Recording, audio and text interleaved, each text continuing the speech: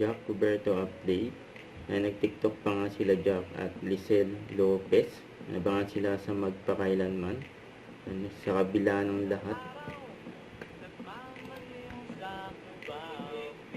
Magpakailanman yun, no? Jack at saka Lisel. Si Prof. Jack. At ito binati rin ni Jack si Kylie Padilla ng happy birthday. Ngayon sa IG story niya, sabi happy birthday to my babe. Ayan, no? Ito yung video na yan ay during bolero ko.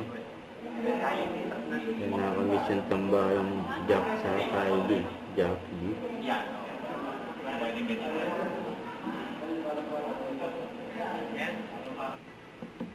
Ito naman during Sinulog Festival, yung Jack Roberto kasama ang Team Wildtech. Ang dami tao dyan sa Cebu.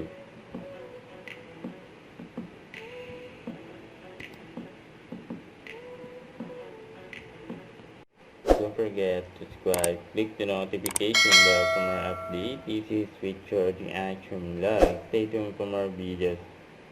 See ya.